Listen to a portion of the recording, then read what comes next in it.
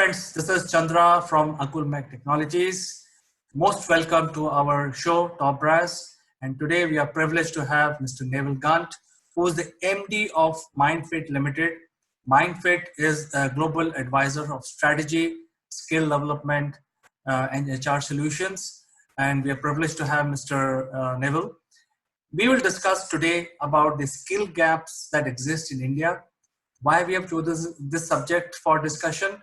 Because India has 25% of the workforce, and India as a country or as a subcontinent plays a major role in world economy.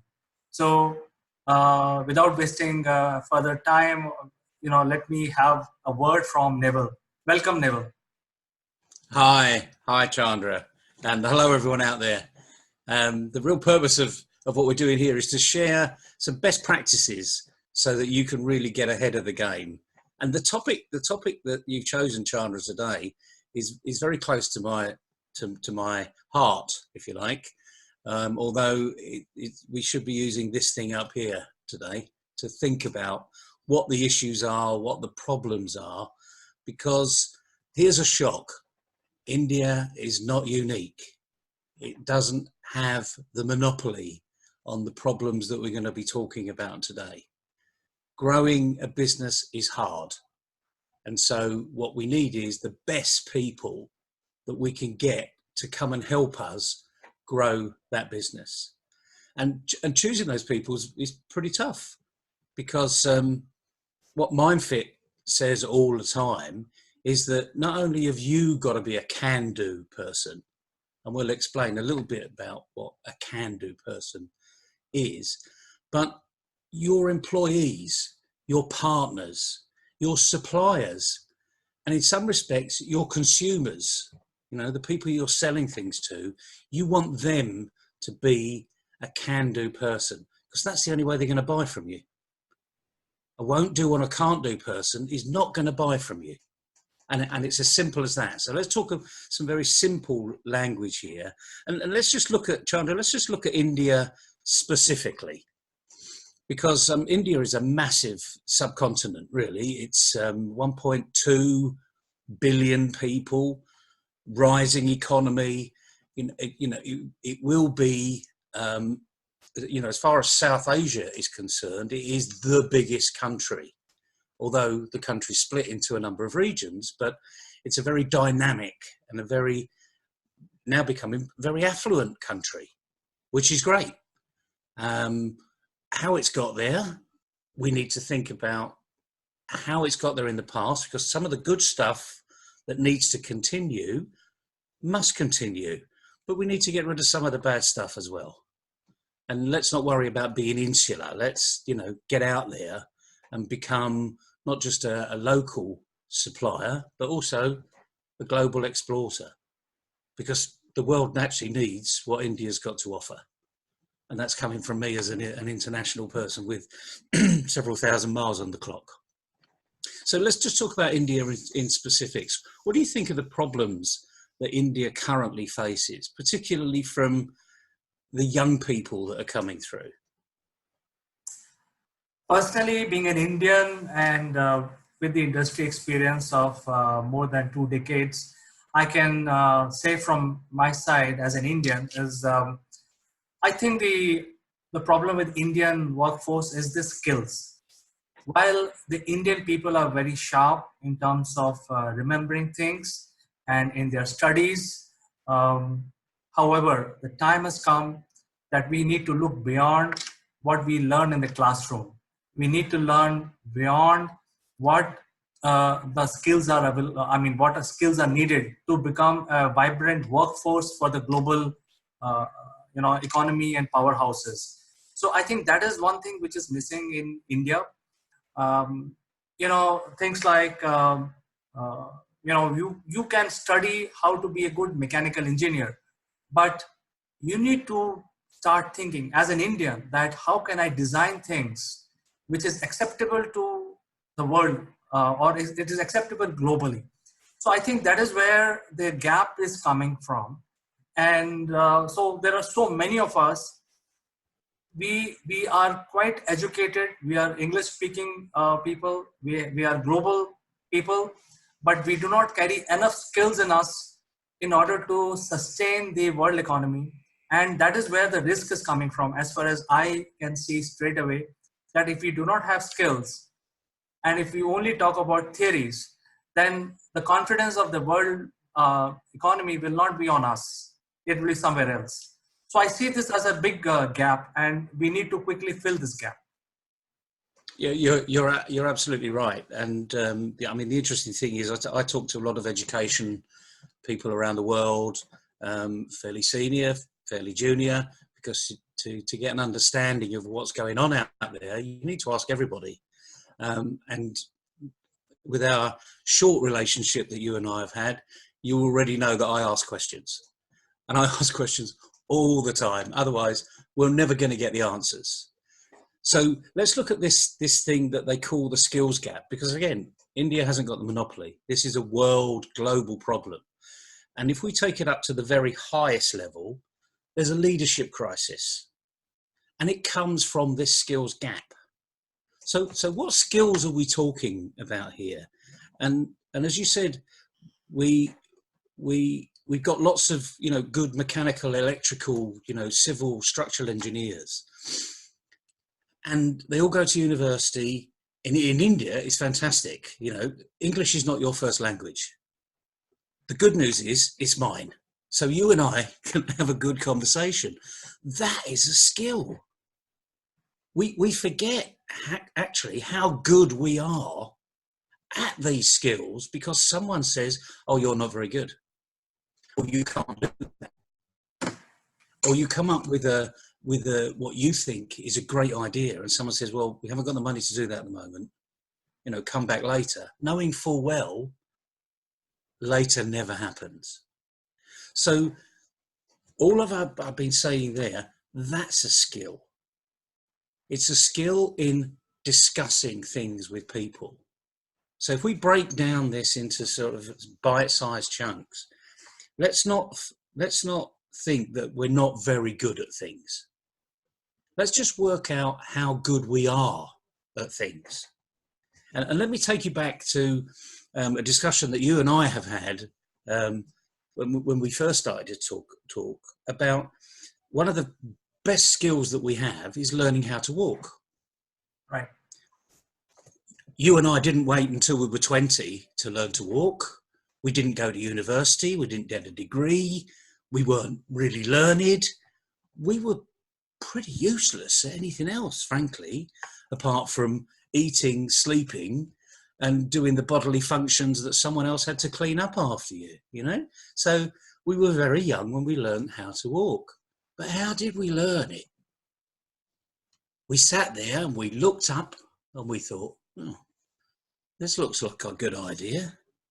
They're moving around faster than me, So our brain was really engaged, even though I was sat there going, good, like a caveman.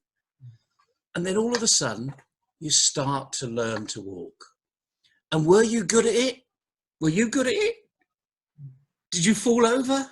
Of course you fell over, because it's called trial and error. And these are some of the basic things that I think we've lost, actually, because we've gone to school. Because the teacher says the answer's at the back of the book, don't look because that's cheating. Well, why not cheat? We're now at an age where cheating is a really good idea. You're giving wrong advice, I guess. But do you know what I mean? Not cheating is a nasty way, but this thing here that you and I have grown up with, and young people of 18 and 19, this has been an appendage for the last 17 or 16 years of their life. It's been their to-go-to thing, from connecting with their friends to looking things up on the internet.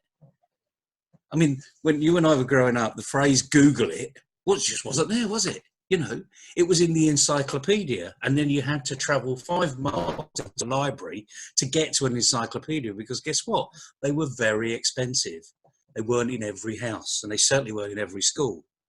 So we've come a long way because of this, but unfortunately, it's now holding us back.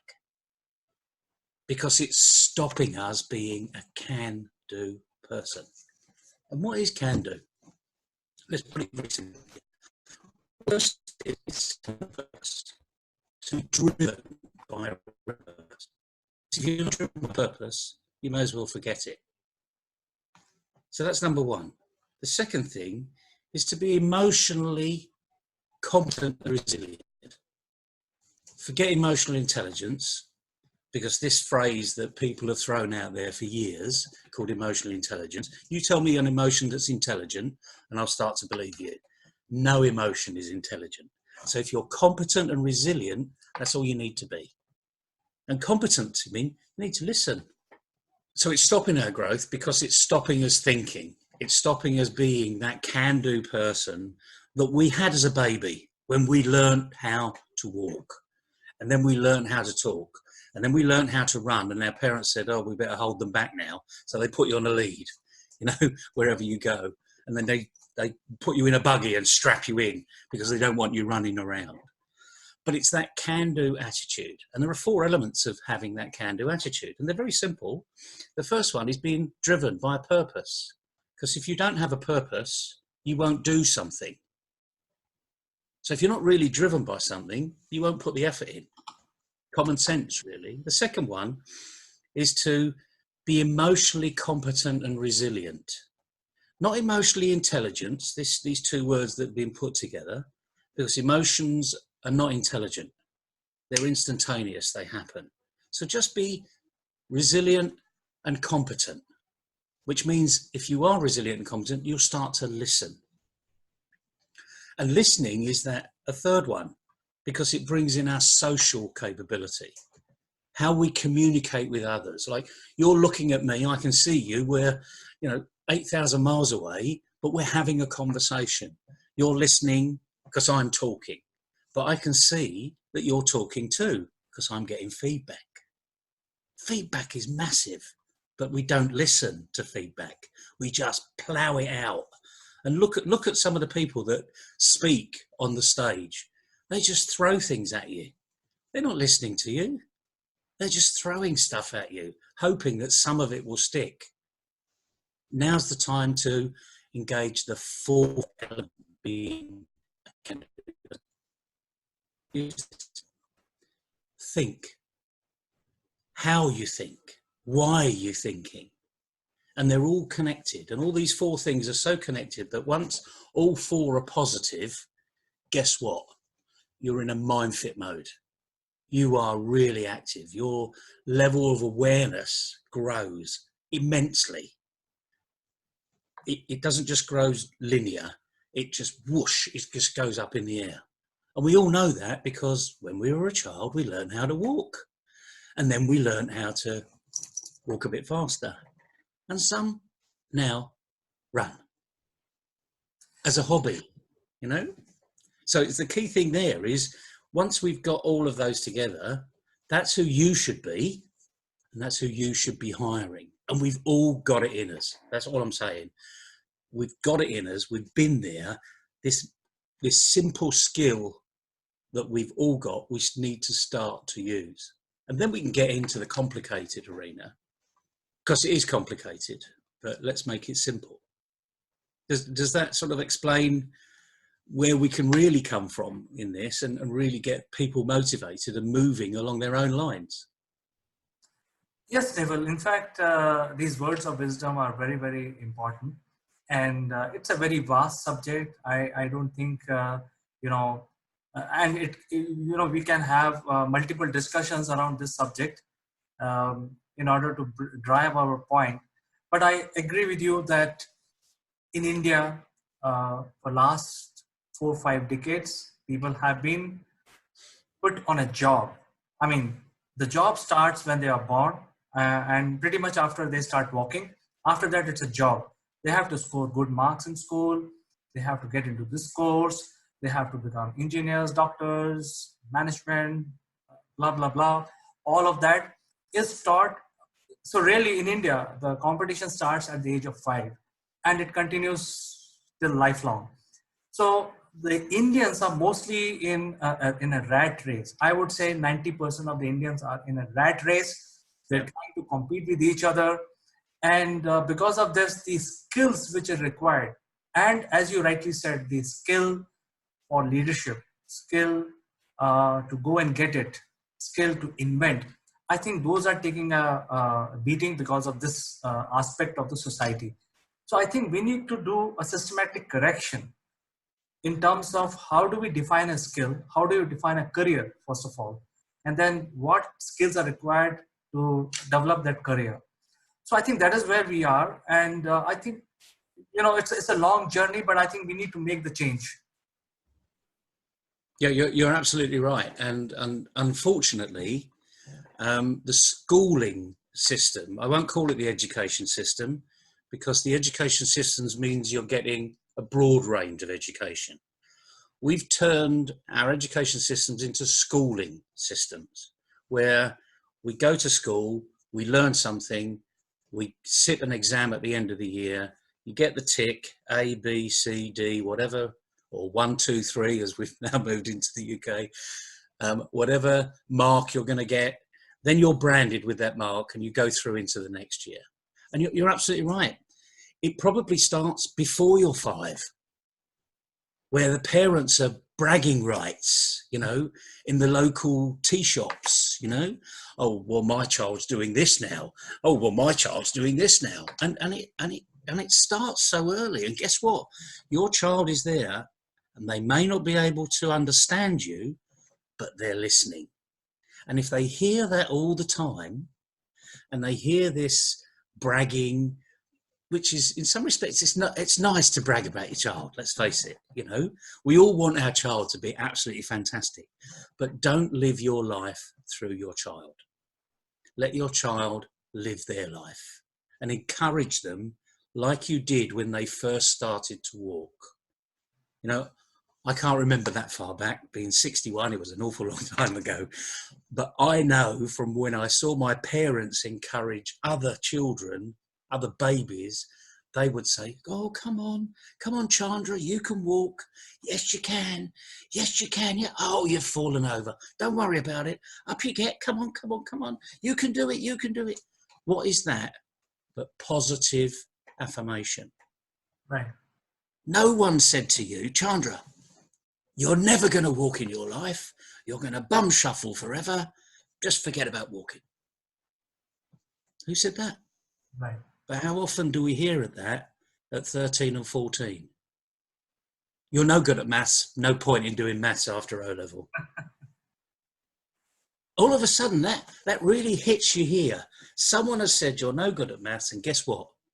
You believe it. Why? Because you believe what someone's saying to you. We believe in our teachers. I'm sure you can remember some fantastic teachers.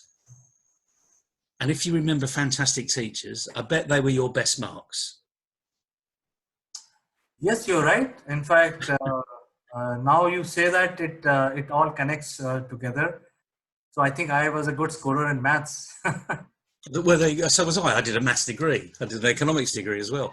But interestingly enough, when I lost faith in one maths teacher when I was 13, my maths marks went down because I didn't like the teacher. But guess what? A year later, my maths marks went up again because I liked the teacher. Was I doing it just to please the teacher? That's a really interesting question. Okay.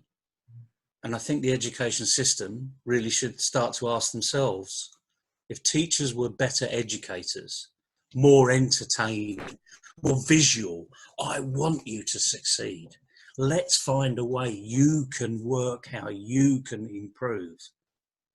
I want a teacher that can do that. And in the real world, that's coaching. And there's another part of coaching, which people call mentoring. And the key thing is using the right tool at the right time to get the best out of you. I'm not the best in the world. I don't profess to be the best in the world, but I'd like to impart some information, some knowledge, some advice to other people so they can be their best. And if that's not the best of the best, as they see it, we're not looking at Formula One drivers, or or cricket, IPL, superheroes, because there's only a few superheroes, but as long as you're the best you can be, as much of the time as possible, then you're going to have a really happy life. And here's a bit of a paradox, really. Let me ask you a simple question. When you're really engaged in what you're doing, you're really excited by something. When you look up at the clock, does time seem to have really shot by? Does it shoot fast when you're really, so you've been working at it for 3 hours, and all of a sudden you think, blimey, I've done this. Where's that 3 hours gone? No, that's that's what happens? Yes, yeah. Now, let me ask you the other side of life, okay? When you're really bored, so you're doing your tax return, and you do not want to do your tax return, you're trying to do everything out of your way to do your tax return. Does that clock move as fast as it did when you were enjoying yourself? No, it never moves. So here's probably a point to end on, really. The more fun you have, the faster time goes. But actually, to really enjoy life, do you want time to go fast, or do you want it to go slow? If you want it to go slow, be bored. So I think in today's discussion, what we learn is before we get on to the skill development, I think there are two key aspects. One is we need to change how we look at our own life. And second is improve our attitude. So I think these are the two aspects that we Indians need to correct before we get on to the next level of skill development. So I think that's my take on it, and I will leave my viewers to give their opinion also. But thank you, Neville, for giving us this information, this knowledge that you have amassed. And what we're going to do is basically repeat these sessions maybe every week, and we basically come back on the subject of how the Indian workforce can improve and excel in the global economy. Fantastic. Well, maybe we can ask your listeners to give some thought to what they want to hear, what their views are of what is this. Let's be very focused on this skills gap, because it's not a technical gap. The schooling system is doing very good in developing good technical people. It's these, what we might call soft skills. And as there's a crisis of leadership, leadership is this big. In fact, you can't see it. Right. You can't see the beginning, you can't see the end. Right. So what we need to be doing together is getting bite-sized chunks. So my request to the audience is, give us your feedback. Remember, feedback is really important. You help us, guide us, so that we can help you individually address the issues. Because you may be seeing something that we see, but it might just have different words. So give us the information and let's address it. Certainly, Neville. I will request my viewers to give their feedback, and also give us some subjects what they would like to hear from you.